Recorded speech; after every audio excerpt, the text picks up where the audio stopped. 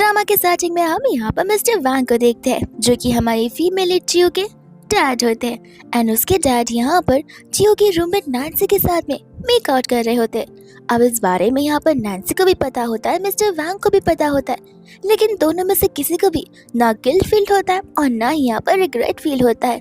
वही दूसरी और सबसे बड़ी बात तो ये थी कि ये सब कुछ वो लोग उस दिन कर रहे थे जिस दिन यहाँ पर जियो की शादी होने वाली है।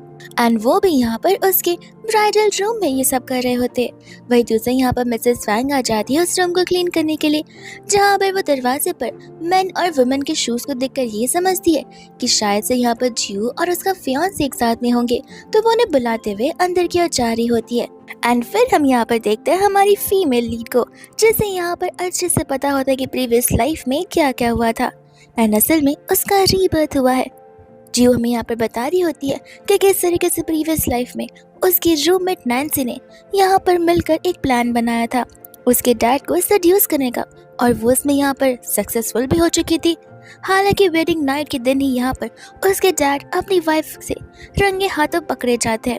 आंटी यहाँ पर इतनी ज़्यादा अपसेट हो चुकी थी, इतनी ज़्यादा गुस्सा हो चुकी थी कि बिना सोचे समझे उन्होंने यहाँ पर डिवोर्स एग्रीमेंट पर साइन कर दिया।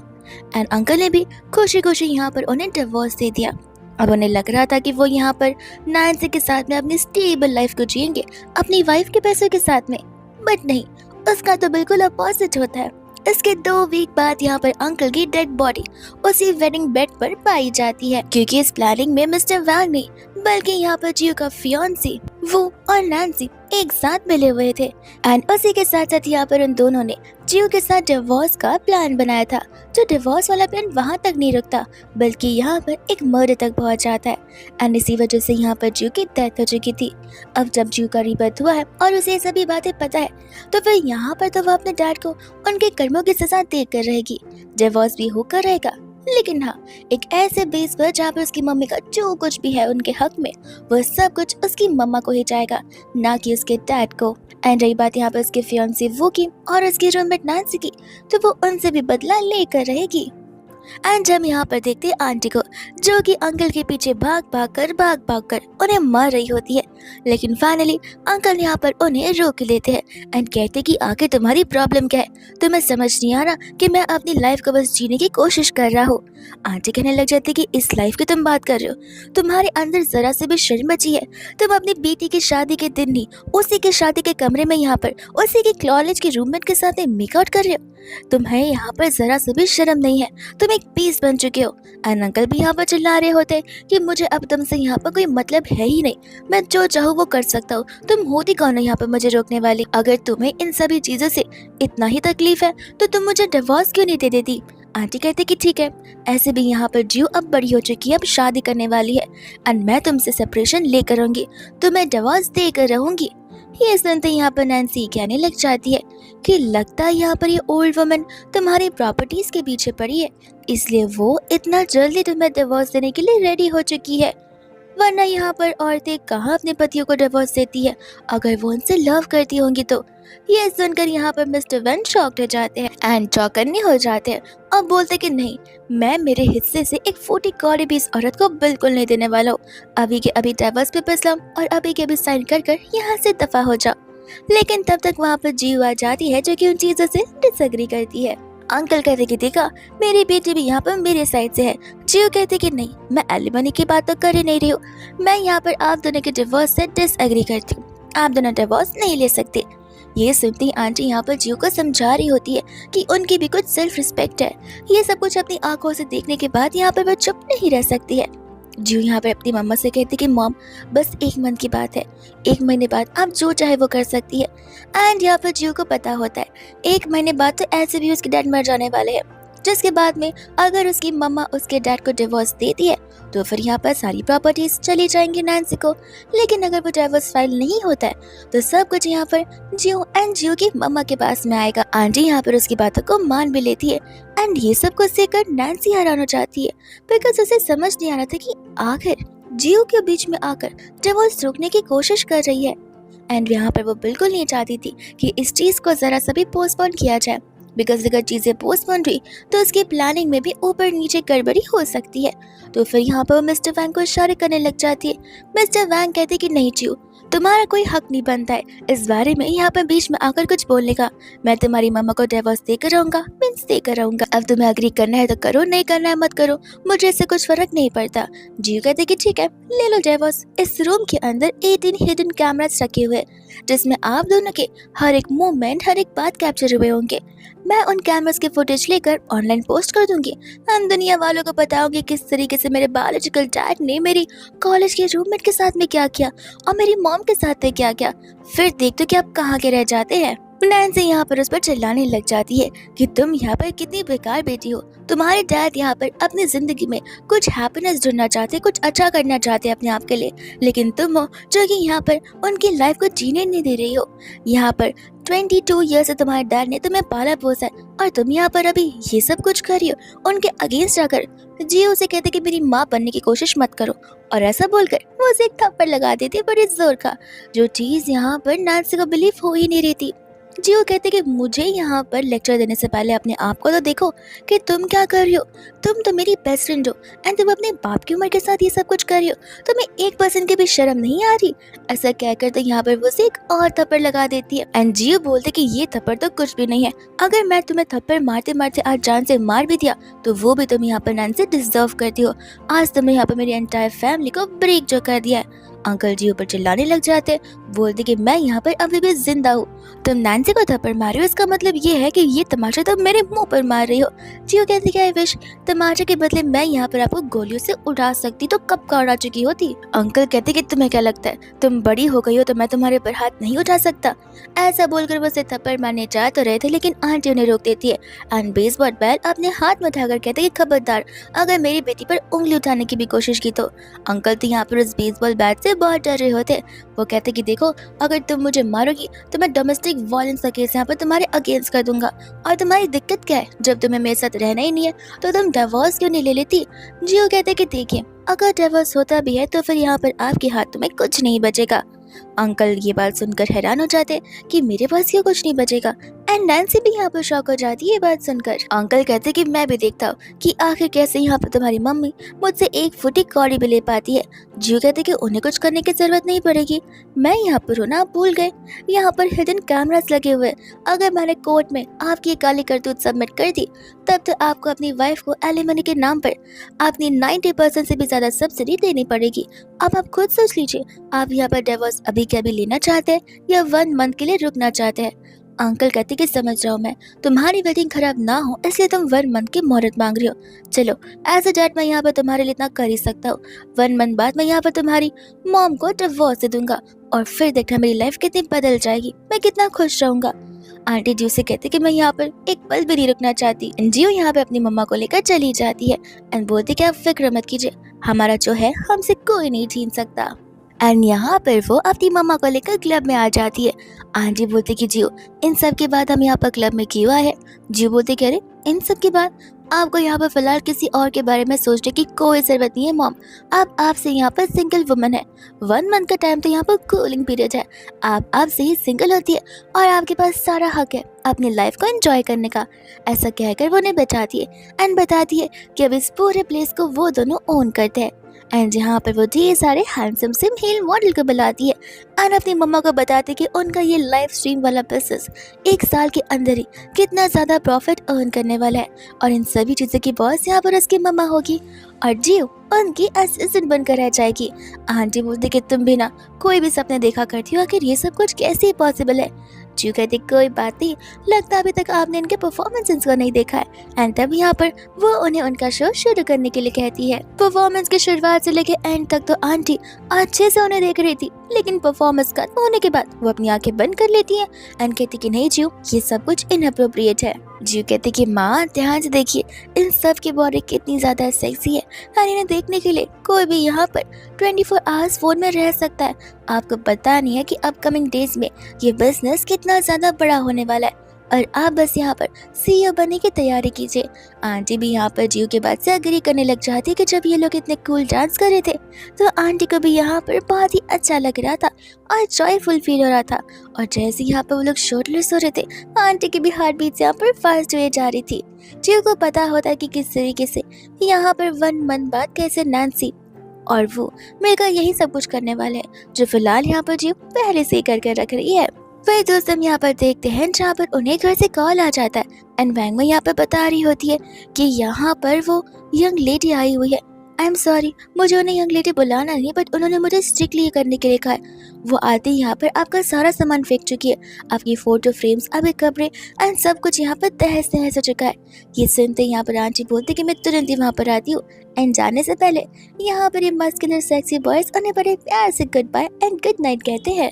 वहीं हम यहाँ पर घर का सीन देखते हैं जहाँ पर नैन्सी मन ही मन कह रही होती है कि प्रीवियस लाइफ में मुझे यहाँ पर घर पर जल्दी आ जाना चाहिए था, और प्रीवियस लाइफ में न जाने क्यों जियो ने तो डिवोर्स के अगेंस्ट का ही नहीं, लेकिन इस लाइफ में उसे ऐसा क्या पता है जी कि वो डिवोर्स लेने से मना कर रही है।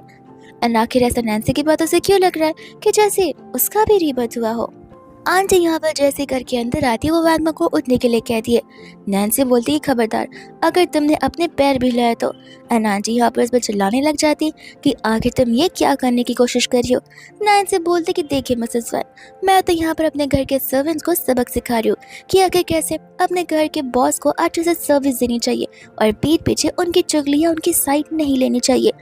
मिसेस वैंग यहाँ पर नैन्सी से कहते कि तुम अपने लिमिट्स को क्रॉस कर रही हो। अब तक तो मैंने यहाँ पर उसे डिवोर्स दिया भी नहीं है। इस घर पर मेरा उतना ही हक है जितना यहाँ पर मेरी बेटी का है। तो तुम अगर ये सोच रही हो कि तुम हमें निकाल पाओगे तो ऐसा बिल्कुल नहीं होने वाला है। नैन्सी कहती कि देखो तुम ऑलरेडी यहाँ पर ओल्ड हो चुकी हो। आई विश इस मैटर के बारे में तुम्हें यहाँ पर पहले पता चल जाता तो तुम्हारे हस्बैंड ने कब का तुम्हें घर से निकाल दिया था। वो तो बस जियो ने 1 मंथ का टाइम मांगा है, इस वजह से तुम्हारा डिवोर्स हो नहीं पाया, वरना वो तो तुम्हारा मुंह तक नहीं देखना चाहता। लेकिन इतने में यहाँ पर जियो चिल्लाते हुए आ जाती है, वो भी पुलिस ऑफिसर्स के साथ में। एंड सबसे पहले आकर यहाँ पर वो वैगमा को उठाती है। नैन्सी यहाँ पर मन ही मन हंस रही होती है कि देखना अब मैं कैसे यहाँ पर उनकी बेइज्जती करती हूँ। जियो यहाँ पर अपनी मम्मा के एक एक सामानों को उठा रही थी, एक एक ज्वेलरी पीसेस एंड एक एक कपड़ों को, और बता रही होती कि इन सब का यहाँ पर वर्थ कितना है। एंड जब यहाँ पर जियो नैन्सी को बताती है कि उसने जो सारा सामान यहाँ पर फेंका हुआ है उनका टोटल वर्थ 100 मिलियन है, ये सुनते यहाँ पर नैन्सी के होश हो जाते हैं। एंड यहाँ पर जियो पुलिस ऑफिसर्स को बताने लग जाते कि देखिए न जाने ये मेरी बेस्ट फ्रेंड है, अब तो रही नहीं है, लेकिन किस तरीके से मेरे घर पर आकर दादागिरी कर रही है एंड मेरे सारे सामानों को और मेरी मॉम के सामानों को चोरी करने की कोशिश कर रही है। और बस इतना ही नहीं, ये तो अपना प्रॉपर्टी पर हक भी जता रही है, कहीं मेंटली इल पेशेंट तो नहीं है। नैन्सी यहाँ पर जियो से कहते कि मुंह अपना बंद रखो, अगर तुम्हारे डैड यहाँ पर आ गए ना तो कोई भी मुझे टच तक नहीं कर पाएगा। तो जियो कहते कि नहीं, अगर डैड यहाँ पर आएंगे तो वो भी कुछ नहीं कर पाएंगे। वो क्या है ना, यहाँ पर उनके वीडियो क्लिप्स हमारे पास रखे जो हुए हैं, इसलिए उनका हिम्मत नहीं होगा कि वहाँ पर वो कुछ बोल सके। यहाँ पर पुलिस ऑफिसर्स उसे अरेस्ट करने लग जाते हैं। एंड जियो बताती है कि इस लड़की ने जो कपड़े पहन रखे, जो ज्वेलरी के पीसेस पहन रखे, वो भी यहाँ पर मेरी मम्मा को बिलोंग करते। पुलिस ऑफिसर्स उसे वहां से ले जाने लग जाते हैं। एंड नैन्सी बस चिल्लाती रह जाती है कि मैं यहाँ पर अपना इस घर पर हक जमा कर रहूंगी। जियो कहने लग जाती है कि जो करना है कर लो, इस घर की एक फुटी कौड़ी यहाँ पर तुम्हारे पास नहीं आने वाली है, भले मेरे पेरेंट्स का डिवोर्स हो या फिर ना हो। वही दोस्त हम यहाँ पर देखते हैं जहाँ पर आंटी कुछ ज्यादा इमोशनल हो जाती है। वो कहने लग जाती है कि मुझे नहीं पता था कि तुम्हारे डैड यहाँ पर इतना ज्यादा डेस्परेट होंगे हम दोनों को घर से निकालने के लिए।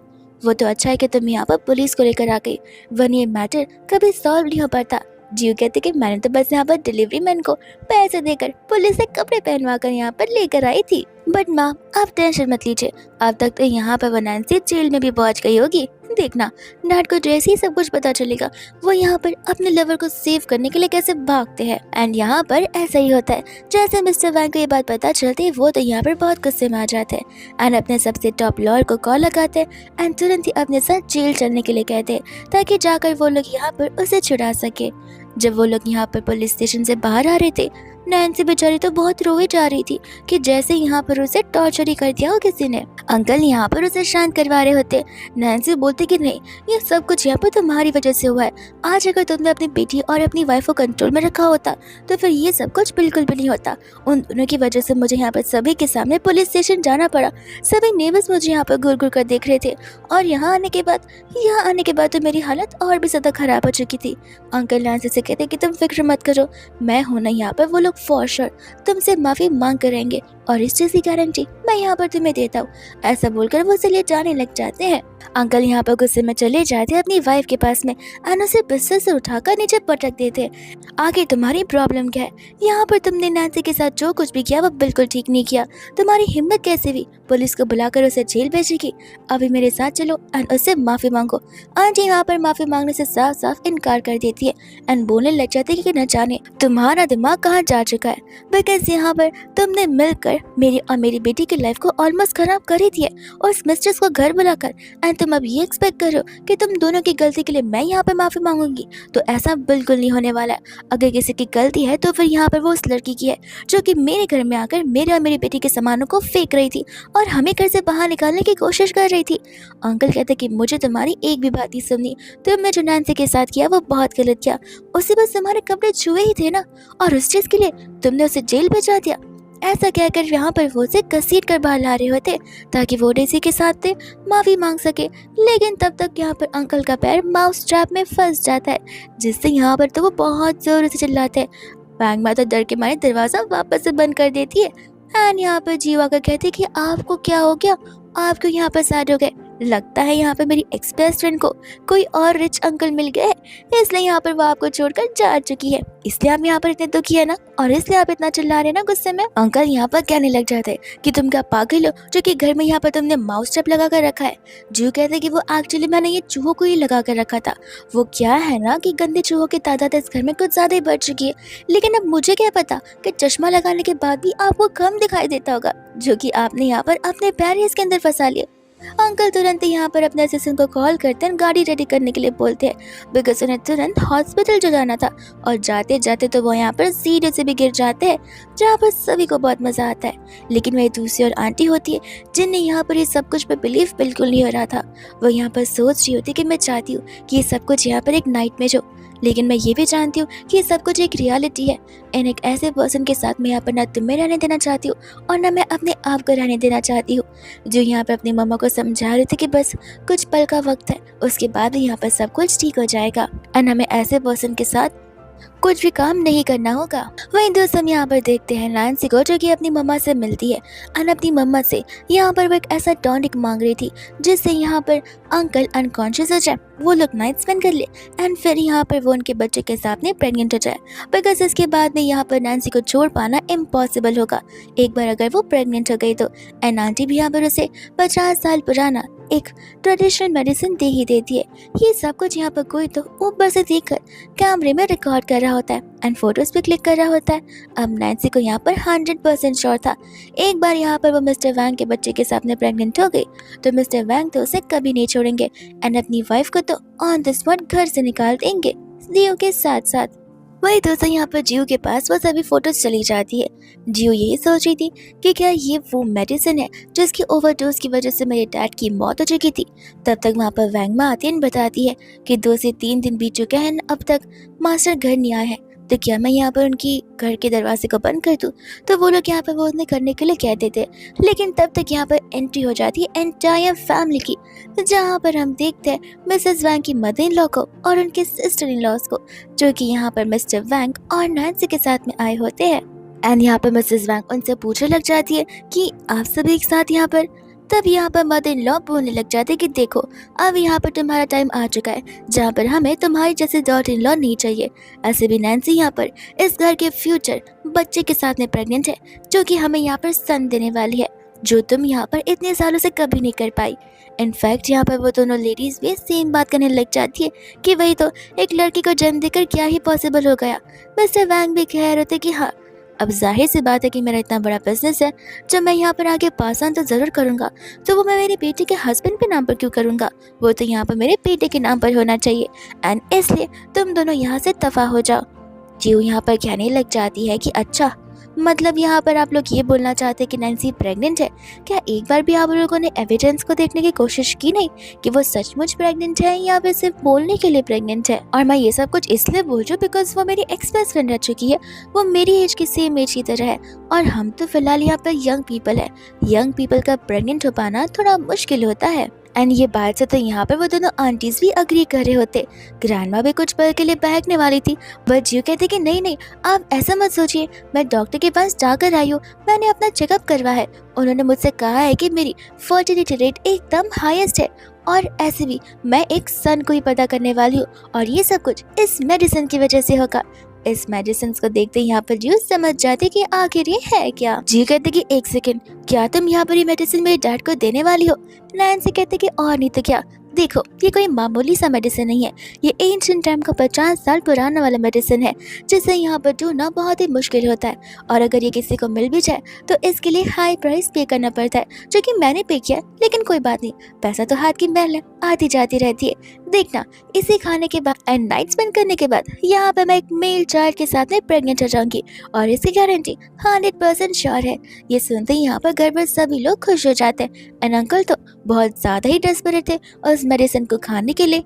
लेकिन जियो यहाँ पर कहने लग जाती है कि अगर ये मेडिसिन सचमुच ऐसे काम करता तो आप लोगों को नहीं लगता इस दुनिया के सभी रिच लोग इस मेडिसिन को परचेज कर लेते, बिकॉज उनके पास पैसे तो है ही, पैसे तो आते जाते रहते, और उन सभी को तो मेल चाइल्ड चाहिए होता है। और नैन्सी, तुम पहले मुझे ये बताओ कि आखिर तुमने ये जड़ी बूटी लाई कहाँ से, बिकॉज तुम्हें पता है ना लोग फेक मेडिसिन भी सेल करते हैं, क्या पता इसे खाने के बाद मेरे डैड के अलग अलग बॉडी पार्ट से खून आना शुरू हो जाए एंड ऑन द स्पॉट यहाँ पर उसकी डेथ हो जाए, फिर क्यों तुम यहाँ पर रिस्पॉन्सिबिलिटी लेने के लिए रेडी रहोगी?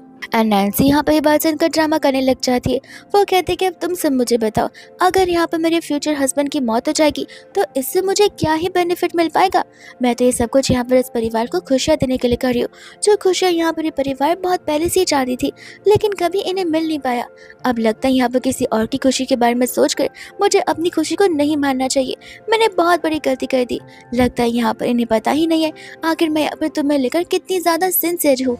मिस्टर वैंग यहाँ पर कहते कि नहीं नैन्सी, तुम्हें यहाँ पर माफी मांगने की या फिर अपनी सिंसियरिटी को दिखाने की या फिर प्रूव करने की कोई जरूरत नहीं है, मैं तुम पर 100% भरोसा करता हूँ। एंड रही बात जियो की, तो जियो अगर तुम्हारे बारे में कुछ भी उल्टा सीधा बोलेगी तो सचमुच मैं यहाँ पर उसका मुंह तोड़ कर रख दूंगा। आंटी को यहाँ पर गुस्सा आ जाता है, वो कहती कि अरे तुम ऐसे कैसे अपनी बेटी के बारे में बात कर सकते हो, वो भी तो यहाँ पर तुम्हारी फिक्र ही कर रही है। मिस्टर वैंग के यहाँ पर कहते कि देखो मुझे यहाँ पर इन सभी चीज़ों से कोई फ़र्क नहीं पड़ता, नैन्सी तुम मुझे बताओ कि आखिर ये मेडिसिन को कैसे खाना है, तुम जैसा बोलोगे मैं वैसे ही करूँगा।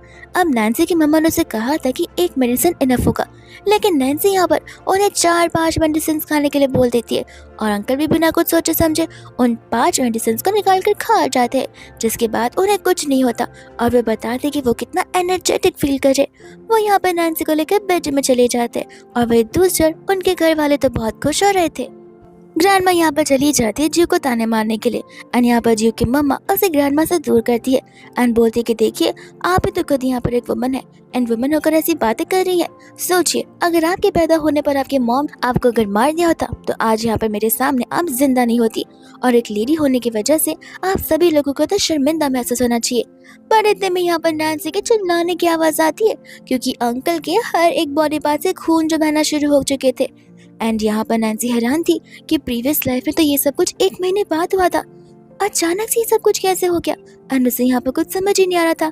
तुरंत यहाँ पर एम्बुलेंस को बुलाया जाता है एंड उन्हें हॉस्पिटल लेकर जाया जाता है। वही दूसरा यहाँ पर पूरी रात उनका ऑपरेशन चल रहा होता है। तब यहाँ पर डॉक्टर आकर बता रहे होते हैं कि आखिर आपने उन्हें ऐसा क्या खिला दिया था। तो वो लोग यहाँ पर उस मेडिसिन के बारे में बात कर रहे होते हैं एंड डॉक्टर बताते हैं कि एक मेडिसिन ही इनफ होता है। फिर यहाँ पर घर वालों को समझ आता है कि उस पागल नैन्सी ने तो उनके बेटे को एक नहीं बल्कि 4-5 मेडिसिन खाने के लिए कह दिए थे, और ये सुनते डॉक्टर खुद शॉक हो जाते और कहते कि तभी यहाँ पर इस ऑपरेशन को यहाँ पर पूरी रात हो गई एंड इसके बाद भी इनकी हालत किसी मरे हुए इंसान से कम नहीं है। देखिए इनकी लाइफ यहाँ पर बहुत ज़्यादा डेंजर में है। वो तो अच्छी बात है कि आप लोगों ने समय से पहले इन्हें यहाँ पर हॉस्पिटल ला दिया था, वरना अगर थोड़ी सी भी देरी हो जाती तो वो आज यहाँ पर जिंदा नहीं बच पाते। ऐसे भी आगे जाकर यहाँ पर वो कोई भी फ्यूचर में जाकर फिजिकल स्टफ नहीं कर पाएंगे एंड आगे की पीढ़ी को जन्म नहीं दे पाएंगे। जियो यहाँ पर तो आराम से बैठी होती है, बिकॉज उसे क्यों बुरा लगे, उसके डैड को तो यहाँ पर उनके कर्मों की सजा जो मिल रही है। ग्रैंडमा यहाँ पर नैन्सी से बहुत ज़्यादा गुस्सा आ जाती है। जियो यहाँ पर जैसे ही आती है वैसे ही ग्रैंड माँ जियो से माफ़ी मांगने लग जाती है एंड कहती है कि मुझे सचमुच माफ़ कर देना, मुझे तुम्हारी बातें सुन लेनी चाहिए थी। नैन्सी न जाने यहाँ पर कहाँ छुप कर बैठी है, मेरे बेटे को मौत के घाट उतार कर। एक बार वो मेरे हाथों में आएगी तो मैं तो उसे यहाँ पर बिल्कुल नहीं छोड़ने वाली हूँ। जियो कहती कि मैंने तो पहले कहा था लेकिन किसी ने मेरी बातों पर विश्वास नहीं किया था। ग्रैंड माँ कहती कि अब मैं समझ चुकी हूँ कि दुनिया में ऐसा कोई मेडिसिन नहीं है जो कि यहाँ पर बेटा पैदा करा सकता है। वही दूसरे यहाँ पर सिर्फ ग्रैंडमा ही नहीं, वहाँ की आंटीज भी मिलकर जियो की मम्मा की तारीफ करने लग जाते कि सचमुच उन्हें यहाँ पर ऐसा नहीं सोचना चाहिए था। आज उन सबको यहाँ पर बहुत ज़्यादा अशेमफुल एंड गिल्टी फील हो रहा है उन्होंने जो कुछ भी घर पर किया उस रीज़न की वजह से। एंड वो लोग यहाँ पर उन्हें अप्रिशिएट करने लग जाते हैं कि 20 साल से भी ज़्यादा वो अपने हस्बैंड के साथ रही है, उसके सुख दुख में उसका साथ दिया है। फिर बाद में वो लोग वहाँ से जाने लग जाते हैं। वही दूसरी यहाँ पर ग्रैंडमा वहीं पर रुकी हुई थी। जियो यहाँ पर अपनी मम्मा से कहती कि आप जाइए, मैं कुछ समय बाद आ जाऊंगी। एंड मौका देखती यहाँ पर नैन्सी अंदर चली जाती है। गिड़गिड़ा कर यहाँ पर वो माफ़ी मांग रही होती है कि उसने ये सब कुछ यहाँ पर जानबूझकर बिल्कुल भी नहीं किया है। वो तो सिर्फ यहाँ पर इस घर पर एक अच्छे से मेल चाइल्ड को बर्थ देना चाहती थी, इससे ज़्यादा कुछ भी नहीं। ग्रैंडमा यहाँ पर कहते कि चुप करो, रोने धोने का नाटक बंद करो, तुम्हारी वजह से मेरा बेटा आज यहाँ पे मरते मरते बचा है। तुम्हें पता भी है कि अगर वो मर जाता तो हम सबका क्या होता। नैन्सी यहाँ पर कहने लग जाती कि आप मेरी बातों को समझने की कोशिश कीजिए। मैंने आपको पहले ही बताया था कि वो मेडिसिन कितनी ज़्यादा एक्सपेंसिव है। आपको पता है उसे खरीदने के लिए मेरी मॉम ने अपने ज्वेलरीज तक बेच दी और हम सब ने ये सब कुछ इसलिए किया ताकि हम आप लोगों को वो खुशियाँ दे पाए। अब आप बताइए, अगर हमें पता होता कि ऐसा होने वाला है तो हम थोड़ी ना ये सब कुछ करते। मुझे सचमुच माफ़ कर दीजिएगा, मुझे इन चीज़ों के बारे में बिल्कुल भी नहीं पता था। अंकल तो यहाँ पर उसकी बातों में आ भी जाते एंड कहते कि हाँ माँ, नैन्सी सही तो कह रही है। मुझे जहाँ तक पता है नैन्सी बहुत ही काइंड हार्टेड वुमन है, वो मुझे मारने के लिए सब कुछ तो बिल्कुल नहीं करेगी। ग्रैंडमा कहते कि नहीं, अब चुप हो जाओ। देखो, मैं तुम जैसी विशियस औरत को अपने घर पे कदम भी नहीं रखने देना चाहती, इसलिए तुम अभी के अभी यहाँ से चुपचाप चली जाओ, वरना मैं यहाँ पर पुलिस स्टेशन में जाकर तुम्हारी कंप्लेन कर दूंगी और उसके बाद तो यहाँ पर तुम्हारे पर हाफ मर्डर का केस भी हो जाएगा। फिर मैं देखती हूँ कि तुम यहाँ पर जेल से कैसे बाहर आ सकती हो। वहाँ पर नैन्सी वापस से माफ़ी मांगने लग जाती है। उन्होंने समझाते कि प्लीज़ आप ऐसा मत करिए, मैंने यहाँ पर आपकी बेटी की लाइफ अभी तक कम्प्लीटली ख़राब नहीं की है। आंटी कहती कि तो तुम क्या यहाँ पर इंतज़ार कर रही हो ख़राब करने का। नैन्सी बोलती कि ऐसी बात नहीं है, मैंने डॉक्टर से बात की, उन्होंने मुझे बताया है कि आर्टिफिशियल इंसेमिनेशन की वजह से यहाँ पर मैं प्रेग्नेंट हो सकती हूँ एंड यहाँ पर मैं आप लोगों को एक मेल चाइल्ड ज़रूर दे सकती हूँ। ये सारी बातें यहाँ पर जियो भी बाहर खड़ी होकर सुन रही होती है। तो फिर यहाँ पर वो सोचने लग जाती है, कोई बात नहीं, अगर वो ऐसे बच्चे को कंसीव करना चाहती है तो मेरे पास भी बहुत सारे आइडिया है। एंड यहाँ पर वो अपने फ्रेंड को कॉल लगा लेती है मदद के लिए। मिस्टर वांग यहाँ पर कहने लग जाते हैं कि नैन्सी, मुझे बिल्कुल नहीं पता था कि तुम मुझसे इतना ज़्यादा लव कर दियो कि तुमने यहाँ पर रास्ता भी निकाल दिया मुझे यहाँ पर एक सन देने का। नैन्सी बोलते कि सही कहा, मैं तुम्हें यहाँ पर एक सन देने के लिए कुछ भी कर सकती हूँ, बिकॉज मैं तुमसे इतना लव जो करती हूँ, मैं तुम्हें तुम्हारे परिवार को ये सभी खुशियाँ जो देना चाहती हूँ। एंड देखना, तुम लोगों ने मुझ पर तो ट्रस्ट किया नहीं, लेकिन हम साइंस पर, मेडिसिन पर ट्रस्ट जरूर कर सकते हैं। मिस्टर वैंग यहाँ पर अपनी मॉम से कहने लग जाते कि आप देख रही है कि आखिर वो हमें, हमारे परिवार को लेकर कितनी ज़्यादा डेडिकेटेड है, तो फिर मुझे यहाँ पर तुरंत ही उससे डिवोर्स देकर यहाँ पर नैन्सी के साथ में शादी कर लेनी चाहिए। ग्रैंडमा कहते कि देखो, तुम यहाँ पर उसे डिवोर्स दे दो, उससे मुझे कोई प्रॉब्लम नहीं है, लेकिन इस लड़की से शादी तभी होगी जब ये प्रेग्नेंट होगी। ऐसा कहकर वहाँ से वो चली जाती है। वही नैन्सी को यहाँ पे पता होता है कि वो मिस्टर वैंग के साथ शादी करे या ना करे, इससे क्या ही फर्क पड़ता है, बस एक बार यहाँ पर वो उनके बच्चे के सामने प्रेग्नेंट हो जाएगी जो कि मेल चाइल्ड होगा, तो यहाँ पर सभी प्रॉपर्टीज उसे ही मिलने वाली है।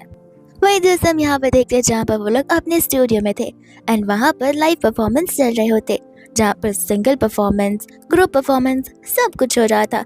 एंड यहाँ पर तो इस ग्रुप परफॉर्मेंस में वो लोग सीधा 1 मिलियन व्यू हिट कर देते, जो कि उनके लिए बहुत ही बड़ी बात थी। एंड इस वजह से यहाँ पर उनका प्रॉफिट गेन और भी ज़्यादा बढ़ता चले जा रहा था। यहाँ पर आंटी जियो का थैंक यू बोलने लग जाती, बिकॉज उन्होंने कभी ऐसा सोचा भी नहीं था कि इन चीज़ों की वजह से उनकी अर्निंग यहाँ पर एक्सट्रीमली बढ़ जाएगी। जियो कहते कि मम्मा, ये तो फिलहाल यहाँ पर सिर्फ स्टार्ट है, धीरे धीरे देखिए आखिर होता है क्या। एंड ऐसे ऐसे कर कर यहाँ पर मिलियंस के व्यू 10 मिलियंस में टर्न आउट हो जाते एंड वो 10 मिलियन 50 मिलियन में, बस इतना ही नहीं, लाइव स्ट्रीम पर कंटिन्यूसली कमेंट आना शुरू हो जाते एंड लोग तो यहाँ पर उन्हें ऑनलाइन पैसे भी ट्रांसफ़र कर रहे थे। एंड तब तक यहाँ पर जियो को उसके डॉक्टर वाले फ्रेंड का कॉल आ जाता है। जियो से पूछती कि जिस ब्लैक गाय के बारे में मैंने कहा था क्या वो तैयार है। डॉक्टर कहते कि हाँ सब कुछ हो चुका है, तुम हॉस्पिटल आ जाओ, तुम्हें मैं एक और बात बताना चाहता हूँ। वही दूसरा यहाँ पर जब वो हॉस्पिटल आती है तब उसका दोस्त उसे बता रहा होता है कि हमने तुम्हारे फादर का स्पेसिमेन इकट्ठा किया था, लेकिन तुम्हें पता है क्या, उस लड़की ने उसे फेंक कर किसी और का ला दिया। पर उसे क्या पता कि हम यहाँ पर ऑलरेडी कुछ और ही प्लान कर रहे थे। जियो कहते कोई बात नहीं, ऐसे या वैसे वो तो बस प्रेग्नेंट होना चाहती है। मैं चाहती हूँ कि मेरे डैड यहाँ पर जिंदा रहे जब तक बेबी बॉर्न नहीं हो जाता। फिर देखना बेबी के बॉर्न होने के बाद यहाँ पर उन्हें बच्चे की शक्ल देखकर कितना बड़ा झटका मिलता है। जियो यहाँ पर अपने डैड को बड़े प्यार से कॉल लगाती है एंड कहती कि क्या आज आप डिस्चार्ज होने वाले। अंकल गुस्से में कहते कि हाँ, तो तुम्हें क्या करना है। जियो कहते कि कोई बात नहीं डैड, आप आराम से डिस्चार्ज हो जाइए, मैं आपकी डिस्चार्ज होने की सारी फॉर्मेलिटीज को खत्म कर देती हूँ। ये सुनकर अंकल को लगने लग जाता है कि शायद से अब यहाँ पर जियो भी उनके साइड में, बट उन्हें क्या पता कि जियो यहाँ पर उनके साइड में जितनी भी चीजें बस सब कुछ यहाँ पर उनसे छीन कर अपनी मॉम को ही देने वाली है। जियो यहाँ पर देखती है कि किस तरीके से ग्रैंडमा और उसके डैड यहाँ पर बैठकर नैन्सी का ध्यान रख रहे होते। ग्रैंडमा कहते कि तुम पक्का श्योर हो ना कि यहाँ पर तुम्हें बेटा ही पैदा होगा। वो कहते कि ग्रैंडमा हमने क्रोमोसोम चेक करके डाला है, आप फिक्र यहाँ पर बिल्कुल मत कीजिए, आप तो बस यहाँ पर तैयारियां कीजिए अपने बेटे को यानी कि अपने ग्रैंडसन का वेलकम करने के लिए। मिस्टर वांग यहाँ पर कहने लग जाता है कि तुम फिक्र मत करो, एक बार बस तुम यहाँ पर इस बच्चे को बर्थ दे दो, मैं यहाँ पर अपने विल में तुम्हारा और अपने होने वाले बेटे के नाम पे सब कुछ कर दूंगा। नैन्सी कहते कि सच्ची। वो कहते कि हाँ क्यों नहीं, यहाँ पर जो कुछ भी है वो हमारे बेटे को ही तो जाना चाहिए।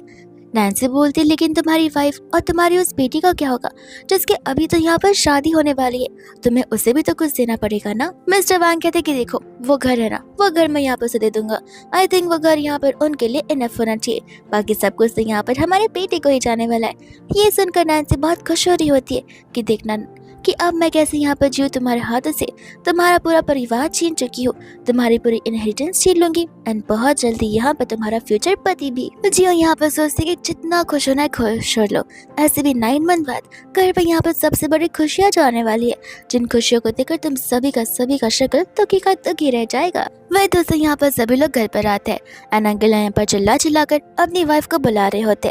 तब यहाँ पर जियो आकर उन्हें बताते कि अरे आप किसे बुला रहे, मॉम तो घर पर नहीं है। अंकल को यहाँ पर गुस्सा आ जाता है कि ऐसे कैसे नहीं है, मैं यहाँ पर हॉस्पिटल से डिस्चार्ज होकर आया हूँ एंड उसे यहाँ पर मेरे लिए ऑक्सबोन का सूप बनाना चाहिए ताकि मैं और भी नरिशिंग एंड हेल्दी बन जाऊँ, लेकिन ये औरत न जाने कहाँ बाहर घूम रही होगी। जियो बता दे कि मॉम घूम नहीं रही है, मॉम घर से जा चुकी है। ये सुनकर वो कहते कि क्यों ऐसा, वो अचानक से क्यों चली गई। जियो बताते कि अरे आप लोग ही तो चाहते थे कि मॉम यहाँ से चली जाए एंड नैन्सी के लिए घर पर जगह बन जाए, तो मॉम ने यहाँ पर डिसीजन खुद से ले लिया। ये सुनकर यहाँ पर वो खुश हो जाते कि चलो अच्छी बात है, तुम्हारी मॉम को सेल्फ अवेयरनेस तो है। अच्छा वो अपनी बेइज्जती करवाने की पहले वो यहाँ से चली गई। ग्रैंडमा यहाँ पर कहने लग जाती है कि अगर जियो की मम्मा जा चुकी है तो अब यहाँ पर तुम्हारे लिए नरिशिंग सूप बनाएगा कौन। तो वो कहने लग जाते कि वैंगमा है ना वो मेरे लिए बनाएंगी, लेकिन यहाँ पर ग्रैंडमा बता रही होती कि नहीं, वैंगमा यहाँ पर बहुत सालों से काम करती आ रही है, लेकिन वो घर के सिर्फ हाउस होल्ड काम संभालती न कि किचन के, इसे तो खुद यहाँ पर दाल चावल के अलावा कुछ बनाना आता ही नहीं होगा। तुम्हारे ब्रेकफास्ट से लेकर तुम्हारे डिनर तक सब कुछ यहाँ पर तुम्हारी वाइफ अपने हाथों से बनाती आ रही थी। वैंगमा भी यहाँ पर मना कर देती है कि वो यहाँ पर उतना स्किलफुल खाना कभी नहीं बना पाएंगी। मिस्टर वैंग यहाँ पर उस पर चिल्लाने लग जाते हैं कि तुम 20 साल से भी ज्यादा इस घर में काम कर चुकी हो और तुम ये कह रही हो कि तुम्हें यहाँ पर खाना बनाना नहीं आता तो अभी के अभी सीख लो तो ज्यादा बेहतर होगा। वैंगमा यहाँ पर बताने लग जाती है कि सीखा था मैंने, बहुत कोशिश की थी सीखने की ताकि मैं यहाँ पे मैडम की हेल्प करवा सकूँ, लेकिन जब मैंने यहाँ पर कुछ बनाया है तब तक वो यहाँ पर शिट से भी ज़्यादा गंदा टेस्ट किया है, इसलिए आप यहाँ पर शिट खा लीजिए बट मेरे हाथ का खाना नहीं। जियो तो ये सुनने पर यहाँ पर हंसने लग जाती है। ग्रैंडमा अब यहाँ पर टेंशन में आ जाती है कि मुझे समझ नहीं आ रहा, मैंने तो इन चीज़ों के बारे में कभी सोचा भी नहीं था। यहाँ पर जियो की मम्मा सिर्फ डेली के खाने नहीं बल्कि यहाँ पर फेस्टिवल के टाइम पे अलग अलग रिचुअल के डिशेस भी बनाया करती थी, सभी को घर पे सेपरेटली भिजवाया भी करती थी। अब यहाँ पर ये सब कुछ कौन करेगा, और हमारे घर परिवार वालों के पास में ये चीज़ें नहीं गई तो उन्हें समझ आ जाएगा कि हमारी फैमिली में कौन सी प्रॉब्लम चल रही है और वो लोग हमें नीचा दिखाना शुरू कर देंगे। जियो कहते कह रहे इसमें इतनी टेंशन वाली कौन सी बात है, मेरी बेस्ट फ्रेंड है ना, उप्स, आई मीन यहाँ पर मेरी स्टेप मदर है ना, वो तो ये सब कुछ यहाँ पर चुटकियों में कर लेगी। अब उसे इतनी चीज़ों का नॉलेज है तो इतना तो काम यहाँ पर वो कर ही सकती है। अंकल कहते कि मैं जाता हूँ एंड जाकर यहाँ पर उसे पिक कर आता हूँ। जीव कहते कि जाइए जाइए, मैं तब तक यहाँ पर अपनी स्टेप मॉम का पूरा कमरा क्लीन करवा देती हूँ। अंकल कहते कि तुम इतनी अच्छी क्यों बन रही हो, चलो जो भी है तुम ऐसे ही रहो, क्योंकि अगर तुमने यहाँ पर अपनी मॉम के जैसे बिहेव करना शुरू किया जियो तो मैं तुम्हें बता रहा हूँ कि तुम्हें मैं कुछ नहीं दूंगा। एटलीस्ट मैं अभी यहाँ पर तुम्हें वो घर तो तुम्हारे नाम पर कर रहा हूँ। जियो कहते कि डैड आपको ये भी करने की ज़रूरत नहीं है, ऐसे भी यहाँ पे मुझे पता है कि आप मुझसे लव करते हैं और मेरी स्टेप मम्मा भी करेंगी, तो मैं आप दोनों के लिए यहाँ पर इतना तो कर ही सकती हूँ एक बेटी होने के नाते। एंड ये सुनकर अंकल और ग्रैंडमा तो खुश हो जाते कि जियो तो बहुत समझदार है, चीज़ों की अच्छे से समझ रखती है और उसे अप्रिशिएट करते हैं वो दोनों मिलकर। एंड जैसे वहाँ पर नैन्सी आती है वो तो पूरी चिड़चिड़ी रहती है। वो कहती कि देखो अब जब मैं यहाँ पर इस खानदान को बेटा देने वाली हूँ तो मेरे यहाँ पर कुछ कंडीशंस है जो कि तुम्हें फॉलो करने होंगे। तब यहाँ पर मिस्टर वैंग कहने लग जाते कि देखो डियर तुम जो बोलोगी वो सब कुछ होगा। एंड यहाँ पर ग्रैंडमा आ जाती है नैन्सी का स्वागत करने के लिए एंड नैन्सी होती है जो कि उन्हें दफा करने की कोशिश कर रही थी।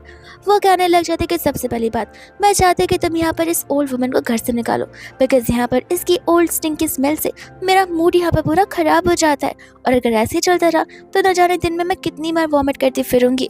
ये सुनते यहाँ पर ग्रैंडमा को गुस्सा आ जाता है। ग्रैंडमा कहती कि मेरी वजह से मैं यहाँ पर तुम्हें इस फैमिली में रहने दे रही हूँ और तुम यहाँ पर मेरे अगेंस्ट आ रही हो। मैं यहाँ से घर से आकर क्यों ही जाऊँ और मेरा बेटा मुझे क्यों जाने देगा। लेकिन यहाँ पर उनका बेटा उनसे कहने लग जाता है कि माँ आप बात को समझिए, वो प्रेग्नेंट है, उसके मूड स्विंग्स होते रहते हैं। अब अगर यहाँ पर उसे आपकी ओल्ड स्टिंग की स्मेल नहीं पसंद तो इसमें हम क्या कर सकते हैं। वो तो प्रेगनेंसी के यहाँ पर बस कुछ साइड इफेक्ट्स है जिसे हमें यहाँ पर फॉलो करने चाहिए। और अगर आप कुछ दिनों के लिए यहाँ पर मेरी सिस्टर्स के घर पर रहने के लिए चली जाएंगी तो क्या हो जाएगा, मैं आपको पैसे भी भिजवा दूंगा। ग्रैंडमा को यहाँ पर गुस्सा आने लग जाता है कि एक औरत के लिए और एक बेटे के लिए तुम यहाँ पर अपनी माँ को अबंडन करने के लिए जा चुके हो। तब यहाँ पर जो कहने लग जाते कि ग्रैंडमा आप समझिए ना, मेरी बेस्ट फ्रेंड, उप्स माफ करना मैं तो बार बार भूल ही जाती हूँ, मेरी स्टेप मम्मा यहाँ पर तो प्रेग्नेंट है ना, वो तो घर को एक बेटा देना चाहती है और आप इतना भी नहीं कर सकती। आखिर आप है किसके साइड पर। ग्रैंडमा यहाँ पर जियो से कहती कि तुम तो चुप करो, तुमने तो उस माँ को यहाँ पर घर से निकाल दिया जिसने तुम्हें बर्थ दिया था। वो कहती कि इसमें क्या हो गया, उन्होंने तो बस मुझे यहाँ पर बर्थ ही दिया है ना, और ऐसे भी वो तो मिस्ट्रेस बनना डिजर्व करती है। जैसे जियो यहाँ पर बोलती है नैन्सी कहती कि सही कहा जियो, तुमने आज तो यहाँ पर सबसे पते की बात की है। ग्रैंडमा कहती कि मैं यहाँ पर घर से नहीं जाऊंगी, जब यहाँ पर चीजें सीरियस हो जाएगी तब मैं जा सकती हूँ, पर फिलहाल मैं यहाँ पर नहीं जाने वाली। नैन्सी को यहाँ पर गुस्सा आ जाता है। मिस्टर वैंग यहाँ पर उसे शांति से बैठाते हैं ना, उसके लिए स्पेशल शूज लेकर आए होते जो कि वो उसे पहना रहे होते। जियो कहती कि अरे ये तो मेरे मॉम के शूज है, लगता है आप यहाँ पर नैन्सी को पहनाकर उसकी बेइज्जती करवाना चाहते। जैसे ही नैन्सी को ये पता चलता है वो शूज फेंक देती है एंड कहती कि ये शूज मैं नहीं पहनना चाहती। यहाँ पर जियो ग्रैंडमा को लेकर चली जाती है फ्रूट्स कट करवाने के लिए एंड यहाँ पर नैन्सी मिस्टर वैंग से कह रही थी कि मैं तुम्हारी बीवी की कोई भी चीज को इस घर पर बर्दाश्त नहीं कर सकती, उन सभी चीजों को फेंक देना चाहिए। ग्रैंडमा और जियो मिलकर चेरीज खाने वाले थे, लेकिन तब तक यहाँ पर नैन्सी को चेरीज खानी थी तो फिर वो उनसे चेरीज छीन लेते हैं एंड यहाँ पर नैन्सी को खिलाने लग जाते। जियो बोलते कि लेकिन ये चेरीज तो मेरी मॉम ने लाया हुआ है, तुमने अभी अभी कहा था ना कि उन चीजों को तुम फेंकना चाहती हो। ग्रैंडमा भी यहाँ पर जियो की बात से अग्री करने लग जाती है एंड नैन्सी को यहाँ पर गुस्सा आ जाता है कि आखिर यहाँ पर ग्रैंडमा उसके अगेंस्ट क्यों जा रही है, तो वो वैंग से कंप्लेन करने लगती है। वैंग यहाँ पर अपनी मम्मा को समझाता है कि देखिए वो प्रेग्नेंट है, आखिर आप यहाँ पर उसे परेशान करने पर क्यों तुली हुई हैं। ग्रैंडमा कहती कि मैंने तो कुछ कहा ही नहीं, तुम्हारी फ्यूचर वाइफ ने तो अभी अभी कहा कि वो तुम्हारी एक्स वाइफ की कोई चीजें यहाँ पर नहीं देखना चाहती, और ऐसे भी कुछ समय पहले तुम यहाँ पर अपनी माँ को घर से निकालने पर तुले हुए थे। मुझसे तो तुम बात ना करो तो ज्यादा बेहतर होगा। ये औरत बस यहाँ पर हमें एक बेटे को जन्म देने वाली है, इस वजह से मेरा मुंह बंद है, वरना मैं तो इसे कब का यहाँ पर घर से दफा कर दिया होता। जियो कहते कि ग्रैंडमा आप भूल गई, नैन्सी यहाँ पर एक बेटे को जन्म देने वाले और इस रीजन की वजह से आपको यहाँ पर उसे कुछ बोलना भी नहीं चाहिए, बेहतर होगा अगर आप यहाँ पर मौन व्रत धारण कर ले तो। एंड यहाँ पर अंकल कहने लग जाते कि देखा आपसे ज्यादा समझदार तो यहाँ पर मेरी जियो है, कम से कम कुछ तो सीखे उसे। ग्रैंडमा कहती कि ठीक है, अगर कुछ नहीं बोलना तो कुछ नहीं बोलूंगी मैं अभी। एंड ये सुनकर नैन्सी यहाँ पर खुश हो जाती है कि सब कुछ यहाँ पर से कंट्रोल में है, वो जैसा चाहती है सिर्फ और सिर्फ वहाँ पर वैसा ही हो रहा है। एंड वही दूसरे यहाँ पर साइड बाय साइड जियो अपनी मम्मा को टेक्स्ट कर देती है कि आप यहाँ पर सिर्फ अपना करियर और अपना फ्यूचर के बारे में सोचिए, घर पर तो मैं यहाँ पर सब कुछ हैंडल कर ही दूंगी। एंड जब यहाँ पर डिनर का टाइम आता है तब ग्रैंडमा यहाँ पर कहने लग जाती है कि लंच में भी ये सभी स्पाइसी चीज़ें बनी थी बट मैंने कुछ कहा नहीं, और आज वापस से रात को यहाँ पर सेम स्पाइसी चीज़ें बनी हुई है। मेरा ब्लैंड खाना कहाँ पर है, मुझे वो खाना है। स्टाफ यहाँ पर बताने लग जाती है कि वो क्या है ना, मैग्नम प्रेग्नेंट है एंड उनकी स्मेल से भी यहाँ पर मैडम को ठीक नहीं लग रहा था, इसलिए हमने वो खाने नहीं बनाए। ग्रैंडमा को गुस्सा आ जाता है, वो कहते कि देखो मेरा खाना यहाँ पर चुपचाप बना दो वरना ठीक नहीं होगा। आखिर मैं कब तक यहाँ पर चीज़ों को एडजस्ट करती रहूंगी। जी बोलते कि ग्रैंडमा काम डाउन हो जाइए, यहाँ पर वो एक बेटे को जन्म देने वाली है ना, तो आपको इतना तो एडजस्टमेंट कर लेना होगा। ग्रैंडमा कहते कि क्या एडजस्टमेंट करूँ, मैं यहाँ पर कोई भी दिन खाऊं ही नहीं। सुबह से लेकर रात तक यहाँ पर सिर्फ और सिर्फ स्पाइसेस की चीज़ें बनती जा रही है। मैं अगर ये खाने लग गई तो ग्रैंडसन से देखने के पहले तो मैं ही यहाँ से गुजर जाऊंगी, और मैं कितना एडजस्ट कर लूंगी। नैन्सी बोलती कि मुंह बंद रखो, एक तो यहाँ पर उन स्मेल से मुझे उल्टियाँ आ रही है, मेरी मर्जी में जो खाना चाहो खा सकती हूँ, मैं प्रेग्नेंट हूँ एंड तुम दोनों मुझे रोकने वाले कोई नहीं होते हो, और इतनी तकलीफ है तो बाहर जाकर खाना खा लो। तब तक यहाँ पर ग्रैंड मास पर चिल्लाने लग जाती है एंड मिस्टर वैंग आकर अपनी माँ से कहते कि आखिर आपको हो क्या गया। इसके पहले कि आंटी जाकर वहाँ पर मेलोड्रामा शुरू करे, वहाँ पर नैन्सी चली जाती है और उसे बताने लग जाती है कि देखो ना तुम्हारी मम क्या कह रही है कि मेरे पसंद के खाने यहाँ पर कभी नहीं बनने चाहिए। अब बताओ कि प्रेगनेंसी में मूड स्विंग्स होते या नहीं होते, मैं खाऊं भी या फिर नहीं खाऊं। ये सुनकर यहाँ पर ग्रैंडमा कहती कि ये लड़की को तो देखो कितनी ज्यादा चालाक है, बातें घुमाए तो कोई यहाँ पर इससे सीखे।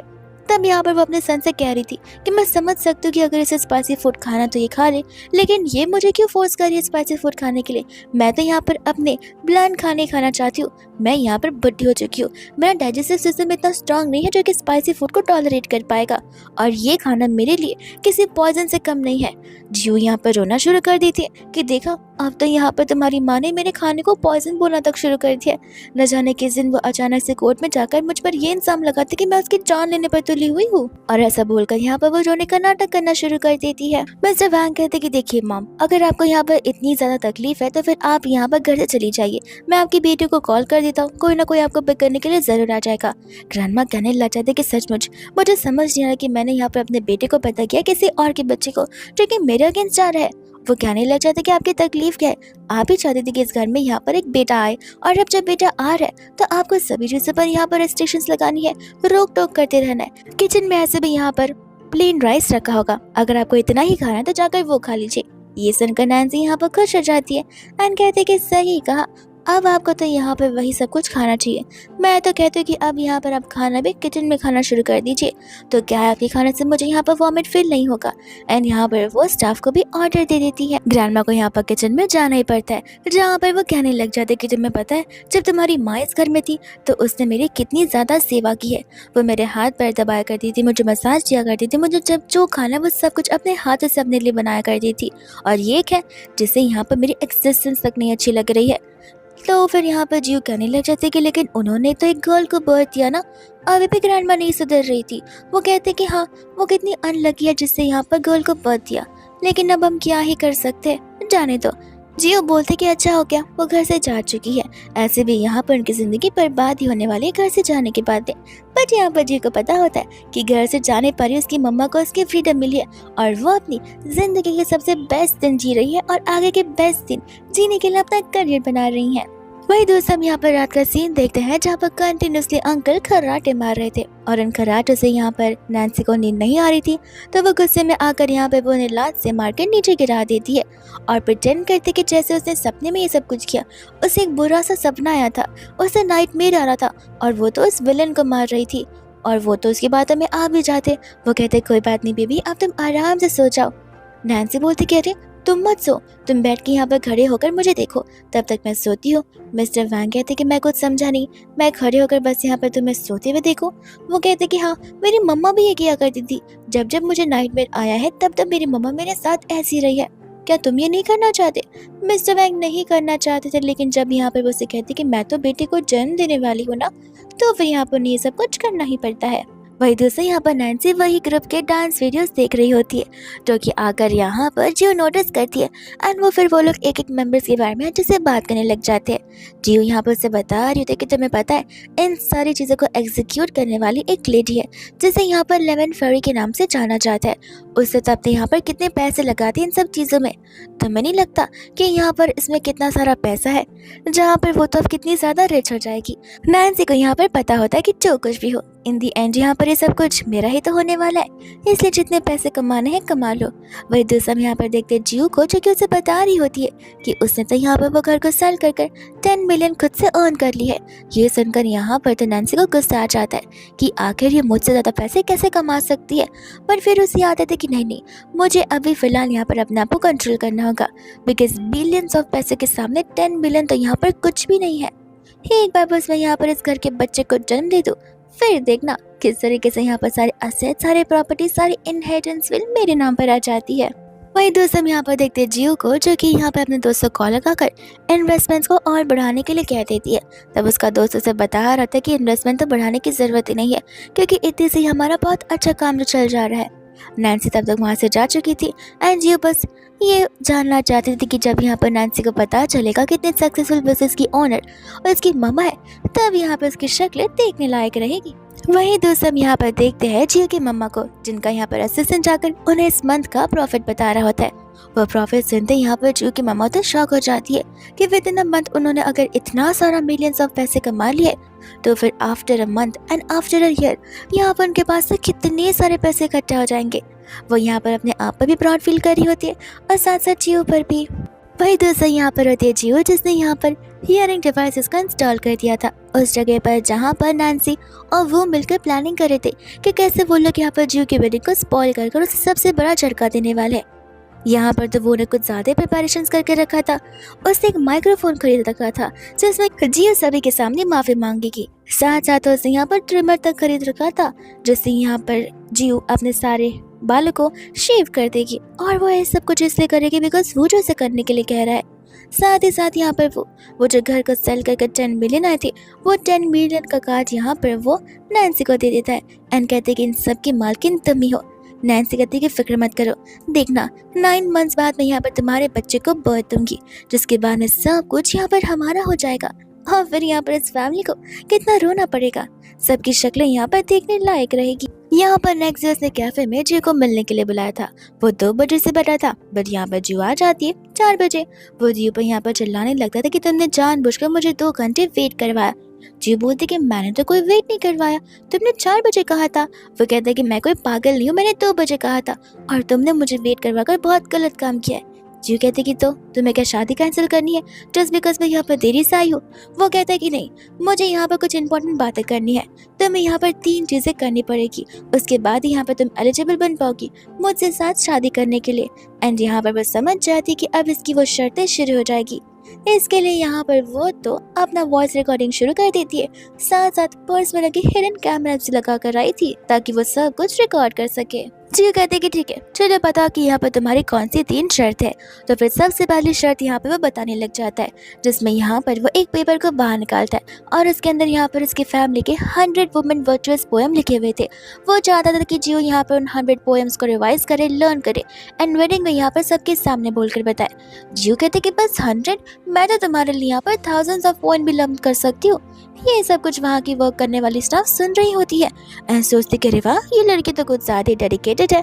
वही दूसरा यहाँ पर होता है वो जो कि सोच रहा था कि देखना सेकंड वाली शर्त तो ये मानेगी नहीं, लेकिन यहाँ पर वो उसे कहने लग जाता है कि चलो ये रही मेरी सेकंड शर्त, मैं चाहता हूँ कि इस ट्रिमर से तुम अपने हेड को शेव कर दो। वो स्टाफ को पता था कि जियो ऐसा नहीं करेगी, लेकिन जियो कहते कि बस इतनी सी बात कर दूंगी मैं, अब इतने से तुम्हें खुशी मिलती है तो फिर मुझे भी खुशी मिलेगी।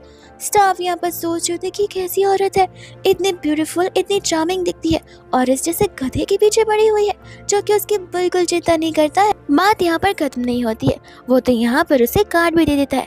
जियो उस कार्ड को लेकर बोलती कि अरे वाह, तुम मुझे पैसे दे रहे हो, मुझे बिलीव नहीं हो रहा, मुझे तो लगा था कि शादी में तुमने 1 रुपए भी नहीं खर्च किए, तो फिर तुम मुझे क्या ही दोगे, लेकिन ये पैसे देकर तुमने प्रूव कर दिया कि तुम मुझसे कितना लव करते हो। बट वो फिर बताता है कि कार्ड तो खाली है और दो स्टाफ उनकी बातें सुन रहे होते।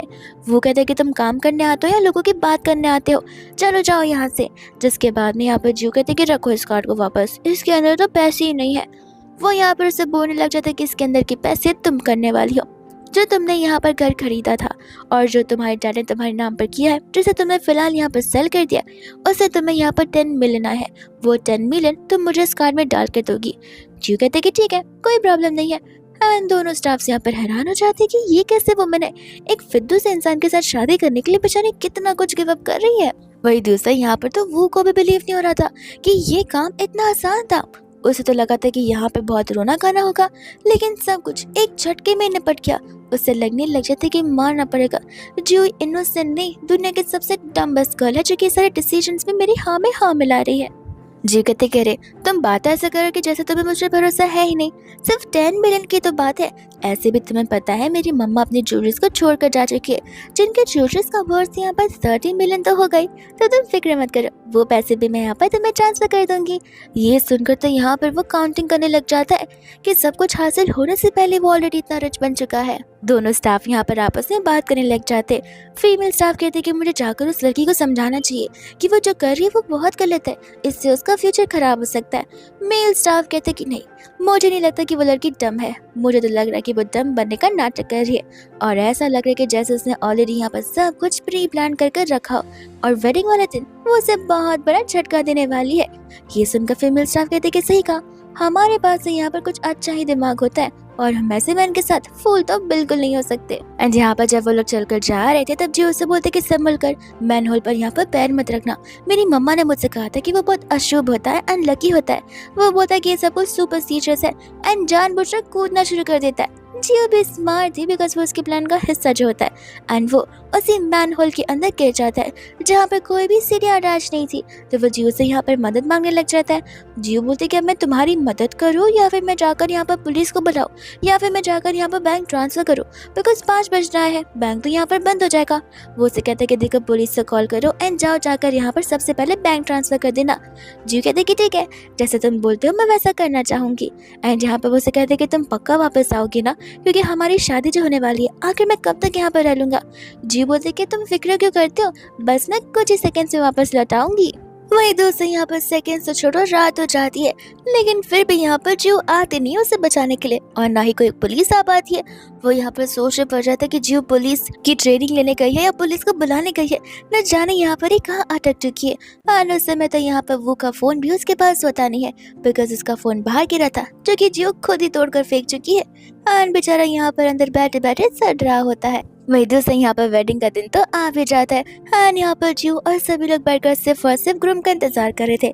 किसी को समझ नहीं आ रहा था कि आखिर यहाँ पर ग्रूम कहाँ भाग चुका है। वो की मम्मा कंटिन्यूसली उसे कॉल लगाने की कोशिश कर रही थी, लेकिन उसका कॉल यहाँ पर लग भी नहीं रहा था। और कैसे लगेगा, फोन जो टूट चुका है, तो फिर यहाँ पर कैसे ही वर्क करेगा। नैन्सी को तो यहाँ पे बहुत मजा आ रहा होता है। नैन्सी यहाँ पर जियो से कहने लग जाती है कि मुझे पता नहीं था जियो कि तुम्हारी लाइफ में इतना बड़ा टर्न एंड ट्विस्ट आ जाएगा, जहाँ पर तुम्हारी वेडिंग वाला दिन ही तुम्हारे लिए वेडिंग का ड्रामा बनकर रह जाएगा, और अगर तुम इतना रोगी तो तुम्हारा मेकअप तो खराब हो जाएगा। जियो कहते ये बात तो तुम सही कह रही हो, वेडिंग का दिन खराब हो रहा है, लेकिन मैं रो नहीं रही हूँ। मैं यहाँ पर 12 बजे तक इंतजार करूंगी, और अगर 12 बजे भी मेरा ग्रूम, मेरा फियांसे नहीं आता है, तो मैं शादी को ऑन द स्पॉट यहाँ पर खत्म कर दूंगी। मुझे ये शादी करने की फिर जरूरत भी नहीं है, क्योंकि गलती यहाँ पर उसकी है। वही दूसरा सभी लोग इसी बारे में बात करने लग जाते हैं। तब तक यहाँ पर जियो की मम्मा की एंट्री हो जाती है, जो कि अपने असिस्टेंट के साथ में वहाँ पर आती है। सभी लोग यहाँ पर आंटी को देखकर ये सोच रहे थे कि ये तो पहले से भी ज्यादा ब्यूटीफुल एंड स्ट्रॉन्ग नजर आ रही है, एंड इनके बाजू में जो लड़का है वो तो कितना ज्यादा हैंडसम है। लेकिन जैसे यहाँ पर नैन्सी उन्हें देखती है, उसे डर लगने लग जाता है कि ये तो कुछ ज्यादा ही अलग नजर आ रही है। अगर इस बुढ़े को वापस से इससे प्यार हो गया तो मेरे हाथों से सब कुछ निकल जाएगा और मैं फिर कुछ कर भी नहीं पाऊंगी। वहीं दूसरे यहाँ पर आंटी आकर कहने लग जाती है कि अगर ग्रूम आया नहीं है तो इसका मतलब ये है कि जानबूझकर वो मेरी बेटी की बेइज्जती करवा रहा है, और अगर वो उसे रुकवा कर चलना चाहता है तो ये तो सबसे वर्स्ट है उसे वेट करवाने का, जो कि बिल्कुल अच्छी बात नहीं है। इसलिए हमें यहाँ पर इस शादी को यहीं पर खत्म कर देना चाहिए। अंकल कहते कि पागल हो गए हो क्या, तुम कौन होते हो इन डिसीजंस को मेक करने वाली, ये शादी यहाँ पर कैंसिल नहीं हो सकती, हमारी फैमिली की भी कुछ तो रेपुटेशन है। जो कहते कि माफ करेगा, बट 12 यहाँ पर बच चुके। अंकल कहते कि तुमने अभी अभी 12 बोला और इतना जल्दी 12 बज भी गए। वो कहते कि 3 मिनट तो थे, 3 मिनट तो अभी यहाँ पर खत्म हो चुके हैं, विच मीन्स यहाँ पर इस शादी तो अभी यहाँ पर कैंसिल हो जाना चाहिए। वो कि मम्मा यहाँ पर ने समझाने की कोशिश कर रही होती कि इतनी बड़ी वेडिंग की गई है, इतने सारे गेस्ट आए हैं, इतने सारे खर्चे हुए हैं, तो फिर इस वेडिंग को वो लोग कैंसिल कर कैसे सकते हैं। जियो यहाँ पर अपनी मम्मा को देखती है और उसकी मम्मा यहाँ पर वो की मॉम से पूछ रही थी कि जरा बताइए कि आखिर पूरा वेडिंग कॉस्ट कितना है और आप लोगों ने कितना कंट्रीब्यूट किया है, बिकॉज डेकोरेशन से लेकर सभी चीज़ों तक मेरी बेटी ने पैसे स्पेंड किए। यहाँ पर तो आप लोगों ने ब्राइड गिफ्ट में कुछ भी नहीं दिया और आप लोग ये कह रहे कि पैसे बर्बाद होंगे। पैसे आपके नहीं बल्कि हमारे बर्बाद हो रहे, और अगर इतनी ही ज़्यादा आपको पैसे की बर्बादी अच्छी नहीं लगती तो आप यहाँ पर सारा का सारा पेमेंट हमें कर दीजिए, फिर हमारे पैसे तो बिल्कुल बर्बाद नहीं होंगे। जिया कहते कि मॉम उसने मुझे ब्राइड गिफ्ट दिया है ना, एक नहीं दो नहीं बल्कि 3 लगता है मुझे यहाँ पर सभी के सामने उस गिफ्ट को दिखाना ही होगा कि वो कितने प्रीशियस गिफ्ट है जो कि यहाँ पर इनका बेटा वो मुझे दे कर गया है। ऐसे इंसान से तो शादी न करना ही बेहतर है। ऐसे कहकर वहाँ पर वो 3 बॉक्सेस को लेकर आ जाती है। वही दूसरे यहाँ पर जैसे जियो उन तीनों बॉक्सेस को ओपन करती है और एक एक करके उन्हें चीज़ें बताती है, उन्हें बिलीव नहीं हो रहा था। वो कि मम्मा ऐसा बता रही होती कि हमने कोई पैसे नहीं दिए ना, इसलिए तुम लोग जानबूझकर यहाँ पर हम पर एलिगेशंस लगा रहे हो और हमसे पैसे लेने की कोशिश कर रहे हो। जियो डैड से कहती कि डैड आपको तो पता ही होगा कि पैसे कमाना कितना मुश्किल है, और लगता है यहाँ पर कि ये लड़का वो आपके पैसे के पीछे पड़ा हुआ था। बिलीव नहीं होता तो मैं अभी सभी आप लोगों को प्रूफ दिखा सकती हूँ। ऐसा कहकर यहाँ पर वो हिडन कैमरा की फुटेज सभी को दिखाने लग जाती है, जिसमें वो की आवाज़, वो की शक्ल और वो सभी चीज़ें साफ साफ नजर आ रही थी कि वो कितना ही ग्रेडी पर्सन और कितना लालची पर्सन है। ये सब कुछ देखकर तो अंकल गुस्से में आकर ऑन द स्पॉट यहाँ पर इस वेडिंग को खत्म कर देते हैं। लेकिन वो की मम्मा यहाँ पर डिसएग्री कर रही होती है। मिस्टर वैंग यहाँ पर चिल्लाने लग जाती है कि आप तो चुप ही रहिए, आपके कोई भी पैसे यहाँ पर इस्तेमाल नहीं हुए, इसलिए आपका कोई लॉस यहाँ पर नहीं हो रहा है। लॉस अगर है तो वो हमारा है। जियो कहते कि नहीं डैड ऐसे कैसे, अब यहाँ पर वेडिंग इनकी बेटी की वजह से कैंसिल हो रहा है तो फिर यहाँ पर भरपाई तो इन्हें करनी पड़ेगी, और टोटल कॉस्ट मिला के यहाँ पे हमें 5 मिलियन आपको हमें पे करना पड़ेगा, जो कि अगर आप पे नहीं करना चाहते तो आप हमें बता सकती है, हम ज़बरदस्ती बिल्कुल नहीं करेंगे, बस हम यहाँ पर पुलिस को बुलाएंगे और एक केस फाइल करेंगे। ये सुनते ही यहाँ पर आंटी को गुस्सा आ जाता है, उन्हें यहाँ पर वो के पैसे में से 5 मिलियन उसे देने ही पड़ते, जिस वजह से यहाँ पर वो उन सभी लोगों पर चिल्लाने लग जाती है कि तुम पूरे फैमिली वालों की ये सोची समझी साजिश है। लेकिन यहाँ पर आंटी उन्हें चुप करवाती है एंड कहते कि देखो तुम्हारा बेटा लालची है ना कि मेरी बेटी दिखने में इतनी ब्यूटीफुल, इतनी प्रिटी, इतनी स्मार्ट है कि उसके साथ कोई भी शादी करने के लिए रेडी हो जाएगा। मिस्टर वैंग भी यहाँ पर सोच रहे होते कि आखिर इसे हो क्या गया, मेरी वाइफ यहाँ पर पहले से कुछ ज्यादा ही डिफरेंट नजर आ रही है। आज यहाँ पर सभी से कहने लग जाते कि फिक्र मत कीजिए, अब यहाँ पर सभी गेस्ट आए हैं, इतना डेकोरेशन हुआ है तो हम यहाँ पर मौके को खाली तो नहीं ना जाने दे सकते। चलिए आज यहाँ पर शादी तो कैंसिल हो गई, लेकिन आज पहली बार मैं यहाँ पर आपको डिवोर्स सेलिब्रेशन कैसे होता है ये बताऊंगी। मिस्टर वैंग यहाँ पर मिसेस वैंग को ये सारी बातें करने से मना कर रहे थे। मिसेस वैंग कहते कि क्यों, सभी को तो पता चले कि तुम और मैं एक दूसरे डिवोर्स लेने वाले, और ऐसे भी आज ही तो कल ये बात यहाँ पर सभी को पता ही चलनी है, तो क्यों ना आज ही पता चल जाए, इसमें छुपाने वाली भी कौन सी बात है। अंकल बाद में यहाँ पर ब्लेम करने लग जाते कि अब मैं समझ रहा हूँ, ये जो यंग लड़का तुम्हारे साथ में है उसका तुम्हारे साथ में जरूर कोई ना कोई चक्कर चल रहा होगा, इस वजह से तुम यहाँ पर सब कुछ बोल रही हो। ऐसे कहकर वो आगे बढ़ते, लेकिन वो लड़का सामने आ जाता है एंड कहते कि देखिए वो मेरी मैम है एंड मैं उनका असिस्टेंट हूँ, मैं उनकी सेफ्टी का ख्याल रखता हूँ और आप यहाँ पर उन पर उंगली भी नहीं उठा सकते। जियो कहते कि आप क्यों ब्लेम लगा रहे हैं, आप तो खुद यहाँ पर मेरी क्लासमेट के साथ में कुछ और ही कर रहे थे, वो तो आपके बच्चे के साथ में प्रेग्नेंट भी है और आप इसे चीटिंग नहीं कहते तो और क्या कहते। ये सब कुछ सुनकर यहाँ पर सभी के सभी गेस्ट शॉक हो जाते। वो सभी को बहुत बड़ा झटका लग जाता है कि अपने बेटे की उम्र की लड़की के साथ में यहाँ पर वो लोग ऐसा कैसे कर सकते।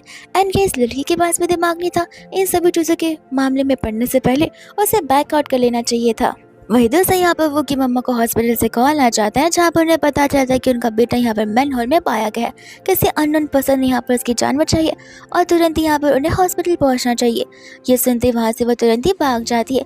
एंड यहाँ पर जब सभी लोग जा रहे थे तब यहाँ पर जियो कहते कि आप सभी जा क्यों रहे हो, डाइवोर्स एग्रीमेंट्स अभी तक यहाँ पर साइन नहीं हुए हैं। अंकल एंड नैन्सी यहाँ पर खुश हो जाते पेपर्स को साइन करने के लिए। जियो ने जैसे टर्म्स एंड कंडीशंस बता दी है कि चीट यहाँ पर आपने मेरी मम्मा पर किया है, तो उस हिसाब से आपकी एसेट्स, आपका सब कुछ यहाँ पे मेरी मॉम के पास जाना चाहिए, जो कि आपके 93% ऑफ द वर्थ रहेगा। ये सुनते अंकल यहाँ पर डिसएग्री करने लग जाते, तो वो कहते कोई बात नहीं, फिर तो हमें यहाँ पर सीधा कोर्ट में मिलना पड़ेगा सभी प्रूफ्स के साथ में, और इतने सारे लोग भी आज यहाँ पे विक्टिम हैं जहाँ पर इन सभी को आपकी इस काली करतूत के बारे में पता चल चुका है। नैन्सी बिल्कुल नहीं चाहती थी कि यहाँ पर मिस्टर वैंग उस पेपर को साइन करे। मिस्टर वैंग उसे समझाते कि तुम फिक्र मत करो, मैं पेपर्स को साइन कर देता हूँ, सभी लोग मुझे देख रहे, डिवोर्स हो जाएगा, उसके बाद में मैं पैसे ट्रांसफर करूँ या ना करूँ, क्या फ़र्क पड़ता है, फिर तो बाद में मैं यहाँ पर उसे अकेले में देख लूँगा।